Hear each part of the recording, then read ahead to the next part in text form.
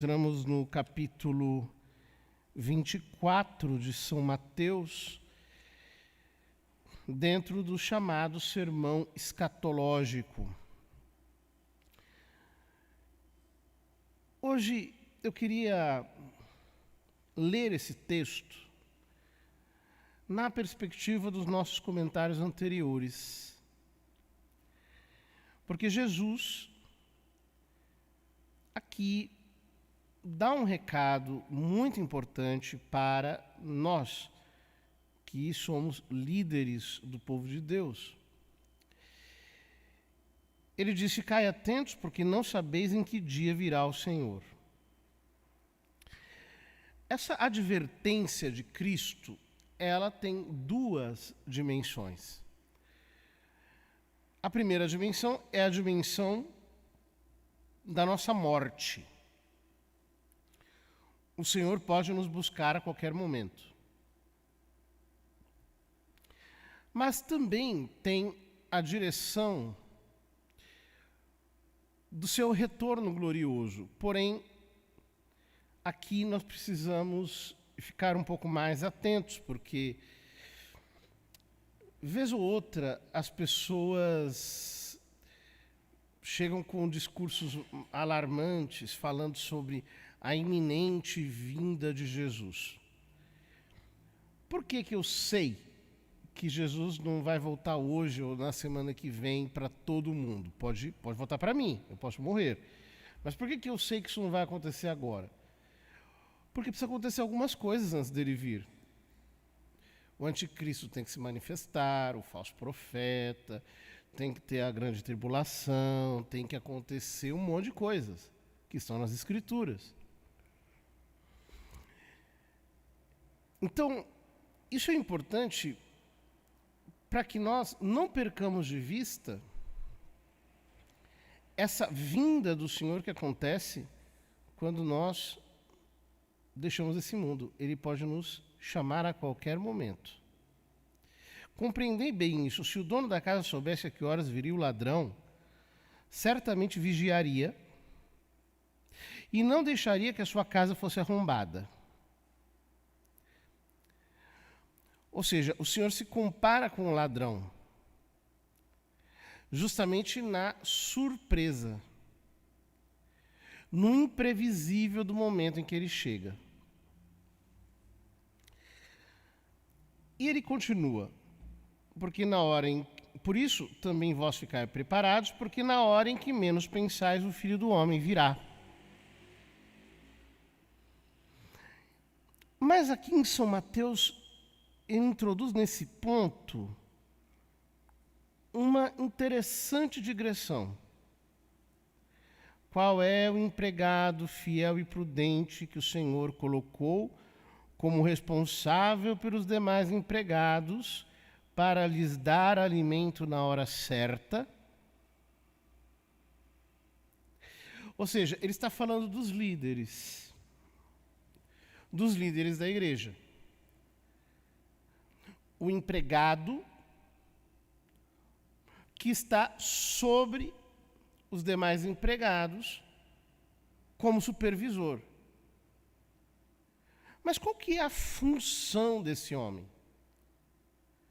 Desse líder que o Senhor coloca sobre a sua casa, em todos os níveis? Qual é a sua função?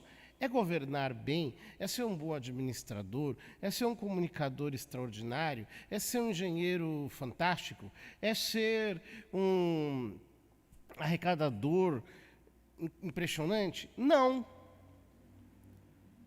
Ele explica.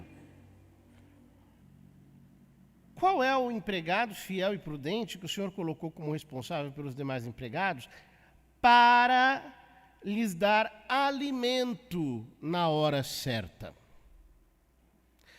Para lhes dar alimento.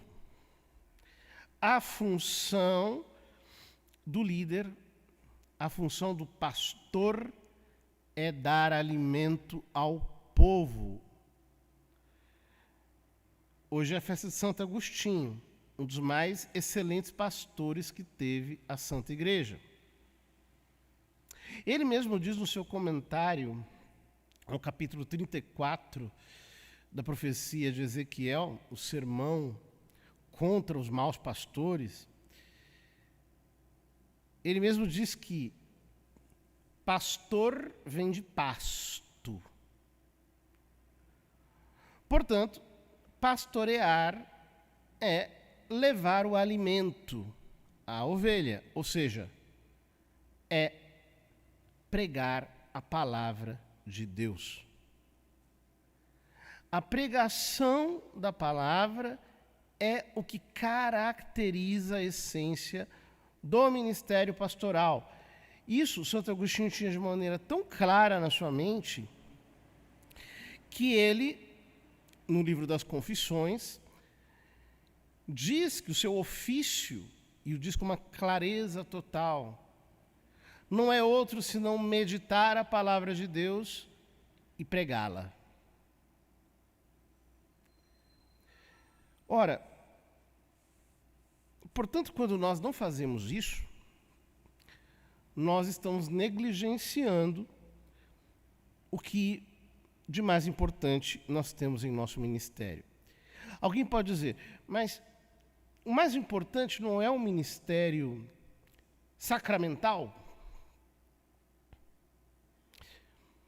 De certo que o ministério sacramental, digamos assim, ontologicamente, é mais importante, porque os sacramentos são ações divinas.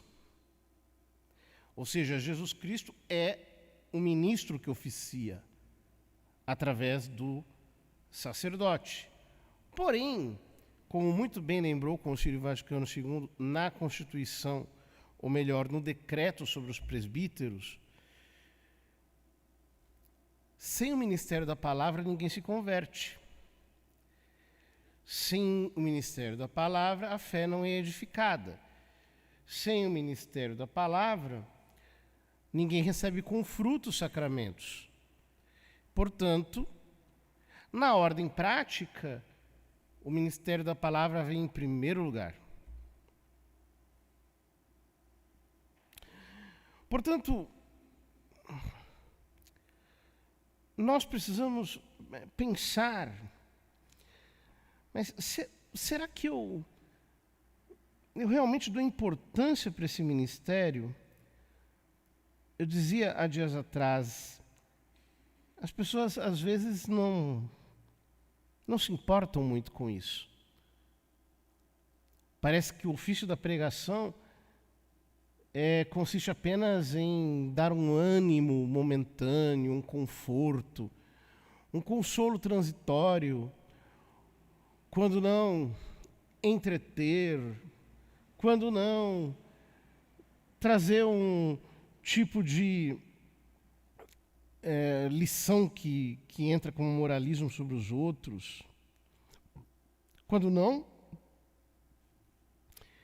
é o ministério mal exercido porque não tem estudo, não tem profundidade, não tem vida de oração por baixo, não tem, sobretudo, a inspiração, que é o que faz o ministério da pregação ser sobrenatural.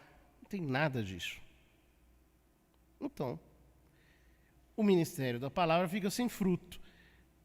É o que dizia o Padre Vieira no seu famosíssimo sermão da 70ª, ou da 60ª, agora eu não me lembro bem, comentando a parábola do semeador. Quando a palavra de Deus não se prega, o fruto não se vê. Ora, Jesus diz, feliz o empregado cujo senhor o encontrar agindo assim quando ele voltar.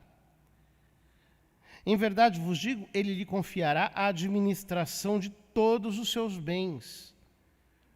Ou seja, ele será reconhecido como um legítimo pastor. Assim como São Pedro escutou aquelas palavras de Cristo, Pedro, apacenta os meus cordeiros, apacenta as minhas ovelhas, apacenta as minhas ovelhinhas, e recebe o prêmio dos pastores. Aqueles são encontrados pregando no campo, estes serão recompensados. Mas continua Jesus. Se o empregado mal pensar, meu senhor está demorando.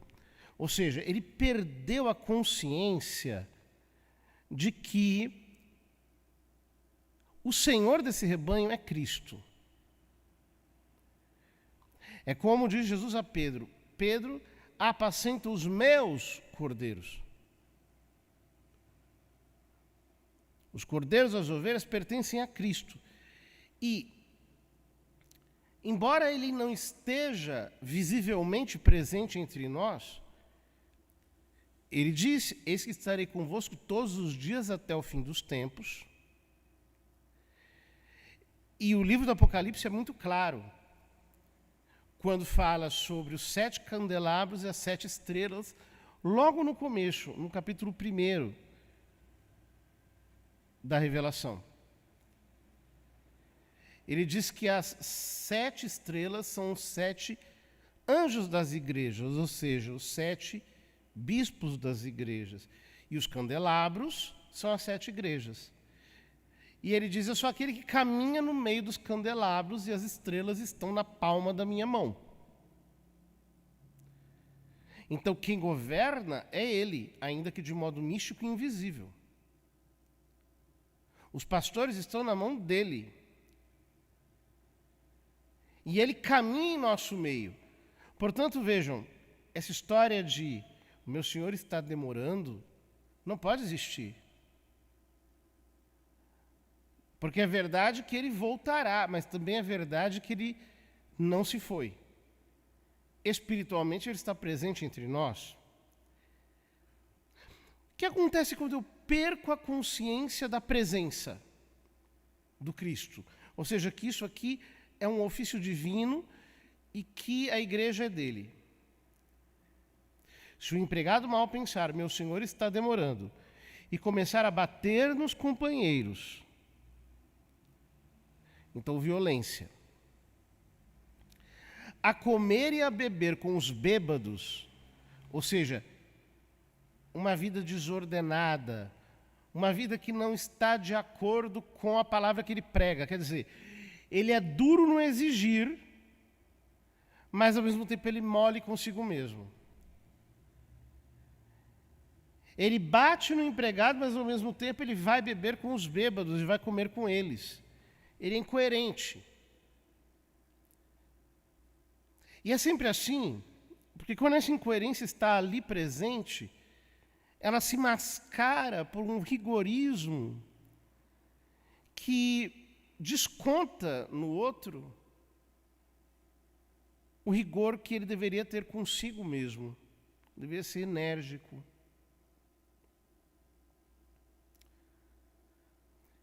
E quando nós dizemos violência, não estamos falando apenas de violência física ou mesmo de violência verbal.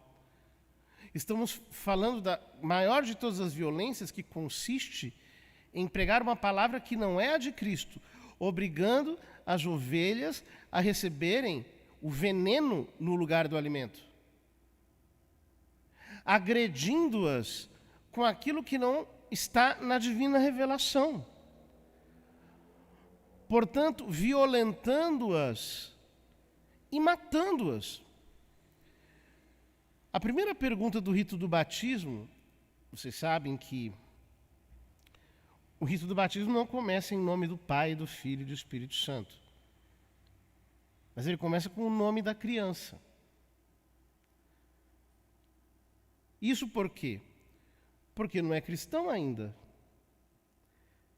O nome da Trindade não pode ser invocado sobre ele. Então, o sacerdote pergunta: qual é o nome que escolhestes para o vosso filho? Fulano. O que pedis à igreja de Deus para o vosso filho? Os pais respondem: a fé. E a fé, o que lhe dará? A vida eterna. Ou seja, quando ao invés de pregar a fé revelada, eu substituo a pregação por uma palavra humana, por um curso psicológico, por uma sociologia barata, seja lá pelo que for. A minha pregação é mortífera, por mais doce que seja. Ela não está introjetando a vida de Deus nas almas, mas está empanturrando-as de carne podre. É a maior violência que existe. Então o senhor desse empregado virá no dia em que ele não espera e na hora em que ele não sabe. Ele o partirá ao meio.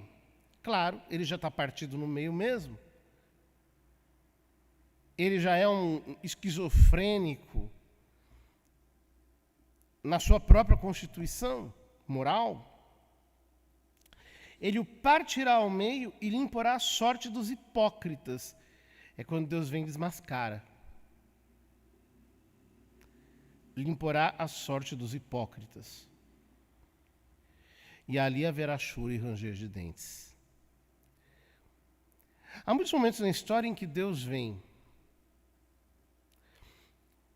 Ele vem como desmascarador, ele vem num tempo de juízo. São Pedro, na sua primeira epístola, diz que o juízo começa pela casa de Deus. E, de fato, muitas vezes ele vem e parte no meio. Expõe a verdade. Mostra o que tem dentro. Peçamos ao Senhor que nas nossas fragilidades, nos nossos pecados, nas nossas fraquezas, nas nossas misérias, no nosso nada, na nossa incapacidade, na nossa insuficiência, na nossa completa indigência, nós possamos, ao menos, fazer com que a fé chegue incontaminada e pura aos corações. E assim, a verdade do Evangelho que salva os outros, de algum modo nos salvará. Porque a diferença entre quem crê e quem não crê não é uma diferença de grau. É uma diferença de essência. Quem crê está vivo. Quem não crê é apenas um cadáver. Que a vida da fé possa vivificar o nosso espírito e então jamais iremos negligenciar o nosso ofício de alimentar o povo com o pasto de Cristo.